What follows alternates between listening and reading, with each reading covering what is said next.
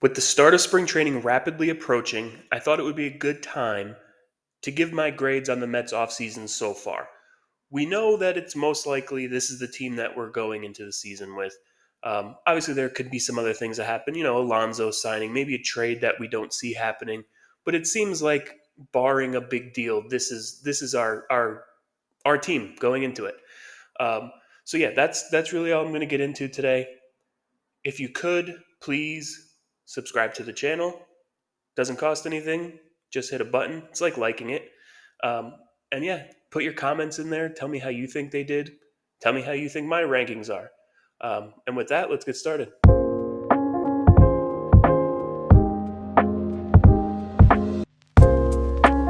All right, the first group of free agents I'm going to be talking about is the relief pitching.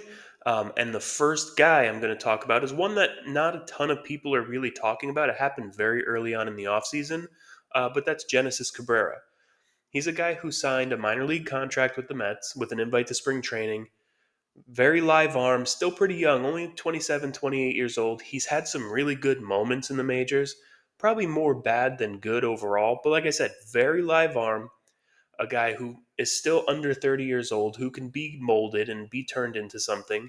Seems like a kind of guy that Stearns likes. He likes to have those project guys, those guys who maybe have the stuff, but just have never really figured it out. And the Mets have done a good job with those kind of guys in the past. So I think he's a guy that's overlooked, a guy that nobody's talking about, but he can contribute. And worst case scenario, he's a DFA candidate, or he doesn't make the team out of spring training. Um, I don't see it as a big move, but it's a C plus kind of move, because there's no downside. It's all potential. There's no risk in it because he can just not be on the team, and that's fine. So that's really all I had on him. Like I said, C plus. All right, the next guy I want to get into, the Mets just re-signed him today to a 1-year deal, is Ryan Stanek. He's he was kind of up and down for us last year. He started off a little okay, then he really struggled. Then towards the end, picked it up a little bit, and then in the playoffs, really was one of our only reliable relievers. He was probably a little overworked, but he's he's done it before. He's got those big game moments. He's always pitched in the playoffs. He's done well. He wants those moments. He feeds off the crowd. He seems like a good middle relief option for us at this point. He's not spectacular, but he still does have a good live fastball. Um, I would think he's probably a C plus at this point. Could he be better? Yes. Could he end up being a B or a B plus signing? Absolutely, if he excels. But I could also see him being worse than that. I can see him just completely struggling like he did most of last year. A guy whose injuries have played a part in his inconsistency. But overall, great big game pitcher. He showed that in the playoffs, and I'm glad the Mets have him back. So C plus seems about right. Last reliever I'm going to talk about is AJ Minter. AJ Minter was probably the biggest outside of Soto signing that we made this year. We needed a lefty in that bullpen, a solid, reliable lefty, and that's what AJ Minter is. He's the kind of guy who can pitch against lefties, or he could be your setup guy. So he's very versatile. He can do a lot of different things, and it was a huge need. So we also took him away from the Braves, which is a great thing, right? He we've seen him pitch against the Mets for years now. He's always hurt the Mets, so now he's with us. Um, I see this as a kind of a B plus move, right? And the only reason it's a B plus is because he's coming off of an injury. He's gonna be ready for spring training, it looks like, or at least he says that's his hope, and that's what he thinks is gonna happen. So if he's ready for spring training and everything goes well and everything's fine, then we got a good deal, right? And then it probably moves more to an A.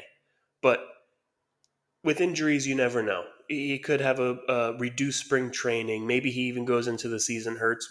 We don't really know. So that's why I'm keeping it at a B plus, because I don't think it's necessarily a slam dunk for him to be healthy all year.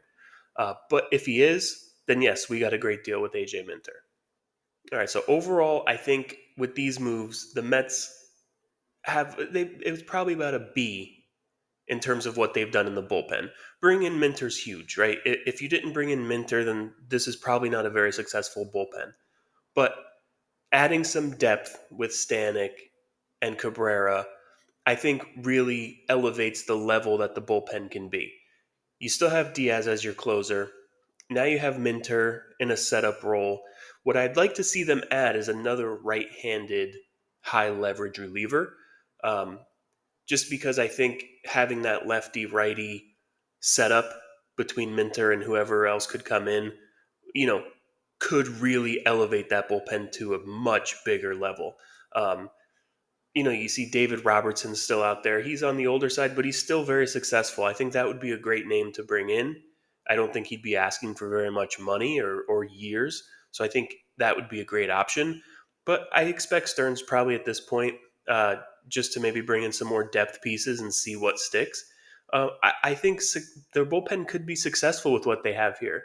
There's still rumors that they have interest in Tim Hill as another lefty. I don't know that I get it necessarily, but then at that point, Minter's really just your setup guy, and Tim Hill would be your middle relieving lefty option. So maybe if that's the case, that's what they're going for in their bullpen. But as of right now, I'd say it's about a B. All right, the next group we're going to get into is the starting pitchers. The Mets did sign some starting pitchers this offseason, starting with bringing back Sean Manaea. Sean Manaea was crucial to the Mets' success last season. Halfway through, he figured something out. He dropped his arm angle, learned it from Chris Sale, worked with Jeremy Hefner. However it happened, he became a different pitcher. And it was crucial for the Mets to bring him back. And they did. They brought him back on a 3-year, $75 million contract, $25 million AAV. I think it's what needed to happen. If they weren't going to go out and get an ace, a Corbin Burns or a Max Fried, then you had to bring back Sean Manaea. He was successful for you. You know he could pitch in New York. He pitched well in the playoffs until the end when his arm was basically about to fall off. He had never pitched that much before. It was important to this team to have him back. Now, I consider this kind of a B plus move because if you go back to his entire career, he's not. Last year is an aberration, right? We all think, yes, he figured something out and he's going to continue to progress in this way and be better and be what we saw last year.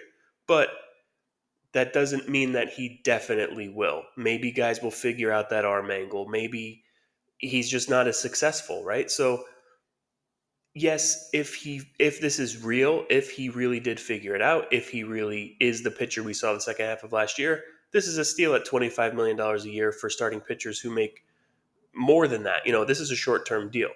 So if it if I knew that it was going to be the Sean Manaea of last year, this is an easy A because you're looking at a number 1 or 2 starter in your rotation.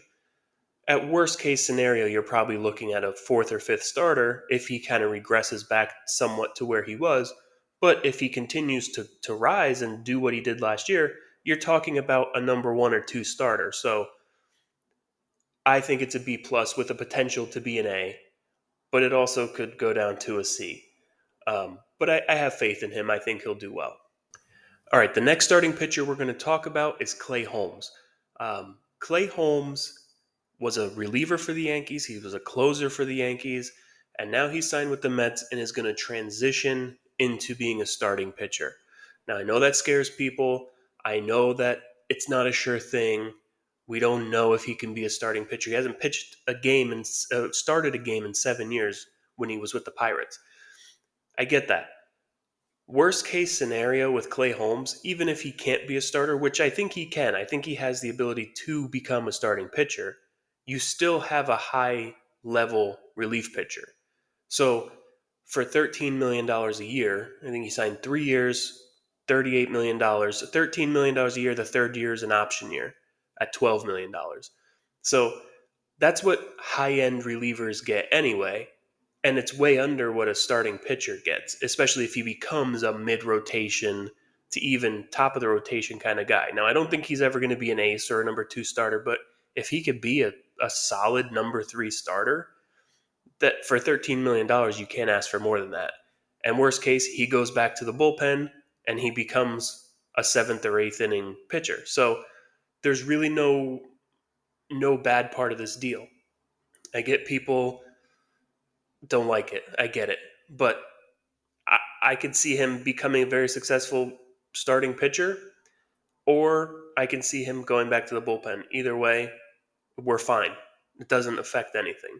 So I really give this deal a B, um, and it could turn into even better than that. I think if he goes back to being a reliever, it's an A because you got a really solid seventh or eighth inning guy as a for $13 million a year.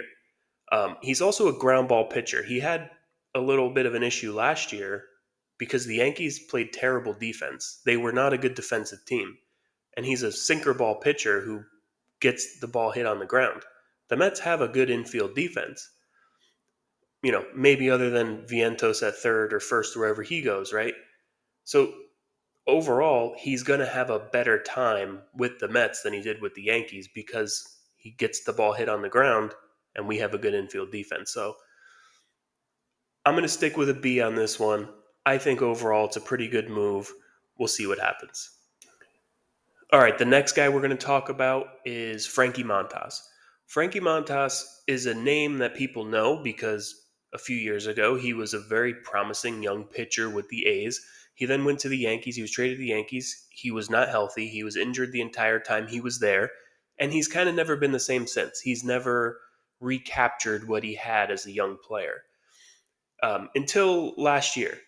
Last year, he was traded midseason to the Brewers, and his analytics got much better. Um, Now, for 2 years, $34 million, it's basically a 1 year prove it deal. The second year is an option year, so if he pitches really well, he's going to opt out and get more money, same as Severino did last year. Um, if he doesn't, then you have him for one more year at 17 million. You'll probably DFA him, get rid of him, trade him for a bag of balls, whatever. But it's really a big swing here by Stearns. I think he's another guy that Stearns thinks can be fixed because he does have good stuff. You watch him pitch and you don't know why he's not doing that well. So maybe it's another, I see this almost as the Severino replacement, a guy with a lot of talent, a guy who's done well before, but just doesn't seem to have it all together, doesn't seem to put it all together. So do you strike lightning in a bottle twice? I don't know, but I give this really like a C minus in terms of a grade because I don't necessarily believe in Montas as much as I did in Severino. When the Mets signed Severino, I wasn't upset about it. A lot of people were. A lot of people didn't like the move. He was the worst pitcher in baseball the year before. But there was something there. You could see that he had it. I don't necessarily see the same thing with Montas. Now I could be wrong, and I hope I'm wrong. But I see this more as a C minus. It has potential to move up, but it also has potential to move down, and he's just awful and he's out of the rotation. So we'll see what happens with him. I'm going to stick it as C minus, uh, and I hope I'm wrong. All right, the last starting pitcher we're going to talk about here is Griffin Canning. I don't know that he's going to stick around as a starting pitcher for the Mets. He seems like more of a depth signing. At least I hope he's more of a depth signing. He's not. He's just not very good. He hasn't been very good. Now I understand maybe his analytics say something different, but with him it's kind of the eye test. You can see he's just never been a successful pitcher. Obviously, he was signed on a low risk contract, 1 year, like $4.5 million. It's not a big contract or anything.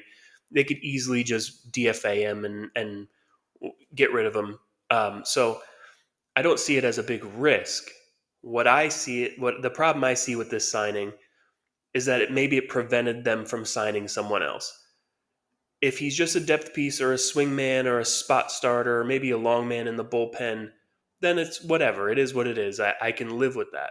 But if they see him, if they're going with a 6 man rotation and they see him as a member of the rotation, then I think we're going to have issues with this rotation. Overall, I give the signing basically a D. He's a guy who he's kind of an off-speed pitcher. He's not a hard thrower. He was a late round pick. He's never really done anything that makes you excited. Um, could they put him in the pitching lab? Maybe they see something that the rest of us don't. Maybe. I just don't see it with this one. So I'm going to give this one a D. All right, so now we're going to get into some of the additions that they made on offense. The first guy being Jose Siri. They acquired a Jose Siri very early on in the offseason.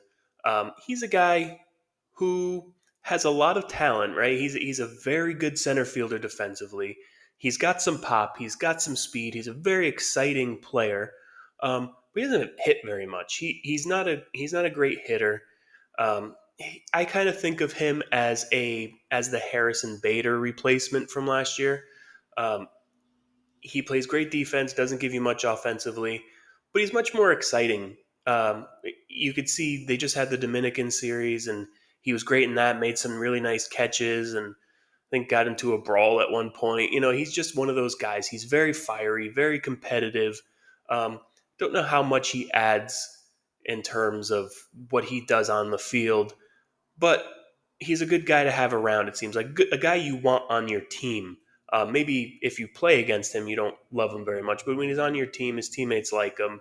I've never heard any issues between him and teammates, so I don't think it's a great signing, but I don't think it's terrible either. I think it's probably a CC minus.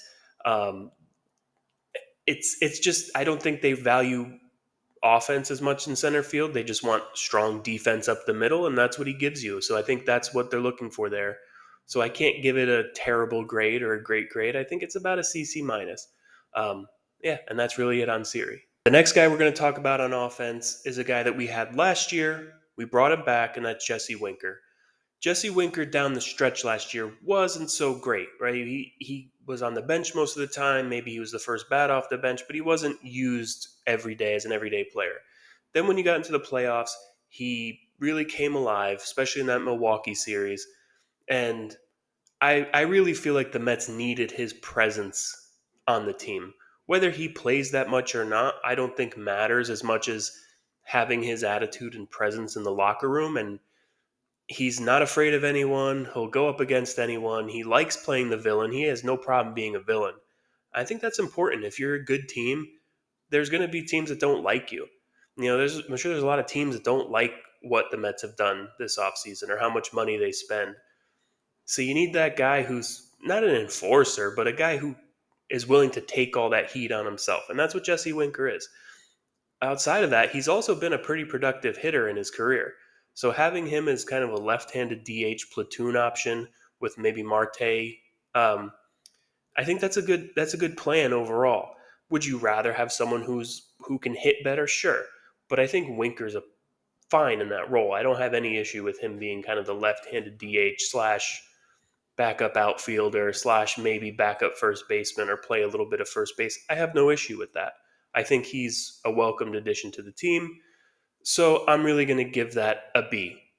All right, now that obviously leaves one free agent addition the Mets made this winter, and it's, as everyone knows, Juan Soto. Juan Soto is easily the A plus addition for any team. He would be the A plus for any team. He's really a game changer. He's a generational hitter. Now, he did sign a 15-year, $800 million plus contract. And was he overpaid? Absolutely. And who cares, right? He's a generational talent. He's one of the top 3 to 5 players in baseball. And honestly, I think probably the best pure hitter in baseball. Now, you can argue with that, whatever. It's apples to oranges, no matter who you want to call the best hitter in baseball. But I don't you can't even quantify what he does for the Mets by just what he does on the field. He makes the Mets a destination. He makes the Mets an actual top end organization. Yes, Lindor's a great player, right? Pete's been a great player. Juan Soto's different. He's a generational talent. He he's just it's different, right? There's star. It was actually I saw this quote recently that said when David Wright was playing for the Mets, Fred Wilpon said, David Wright's a star, but he's not a superstar. That's kind of how I feel about Soto and what the Mets already had. They had their stars, but now they have their superstar. And a lot of people criticized Wilpon for that, but I understand what he means. Wright was a great player. He was the face of the Mets, but he wasn't the face of the league. He wasn't a superstar necessarily. That's what Juan Soto is. So obviously this is an A plus plus plus plus signing.